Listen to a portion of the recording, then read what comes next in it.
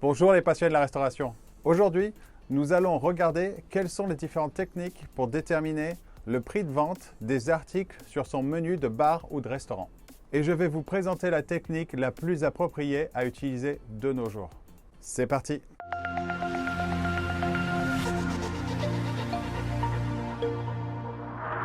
Je suis Damien Fenoli, fondateur de Bevsite.eu.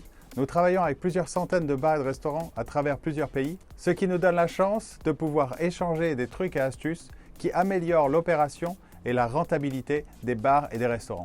Cette chaîne a été créée pour vous partager ces astuces et vous permettre de rendre votre établissement plus rentable. Allez, rentrons dans le vif du sujet. Il n'y a vraiment que deux façons de calculer le prix de vente d'un plat ou d'une boisson. La première est la plus traditionnelle, qui est basée sur le coût de l'assiette, qu'on appelle aussi cost plus. Et la deuxième qui est basée sur le prix de vente, aussi appelé value based. La majorité de nos clients et des professionnels en général utilisent celle basée sur le coût de l'assiette, qui est simplement de prendre le coût des matières premières de son plat, puis de faire un x3, x4 pour avoir un coût d'assiette d'environ 25 à 35%. Mais après avoir discuté et même débattu avec plusieurs de nos clients sur ce sujet, ce qui en est sorti, c'est que cette technique est de moins en moins appropriée. Donc parlons de celle basée sur le prix de vente, et aussi appelée value based. Comme nous vivons dans un monde de choix et de compétition, entre les ventes en ligne, le nombre de restaurants et de bars autour de chez vous, il faut d'abord commencer par comprendre quel est le type de clientèle que vous voulez cibler et comprendre comment ils consomment.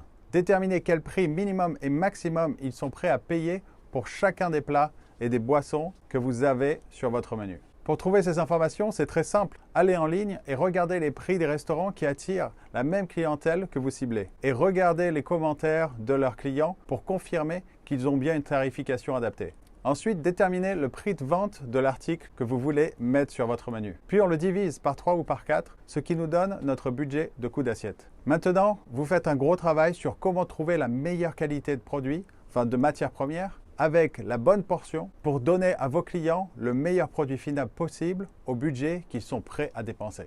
Laissez-moi vous donner un exemple. Prenez un bœuf bourguignon. On peut en trouver à 10 €, 20, 30, 40 et même plus. Donc, créer son plat et ensuite essayer d'y mettre le correct prix de vente, c'est un peu du hasard. Et vous prenez le risque de vendre vos plats au mauvais prix et de perdre de l'argent à chaque fois que vous faites une vente. Ou l'inverse, de le vendre trop cher et ne pas voir ses clients revenir.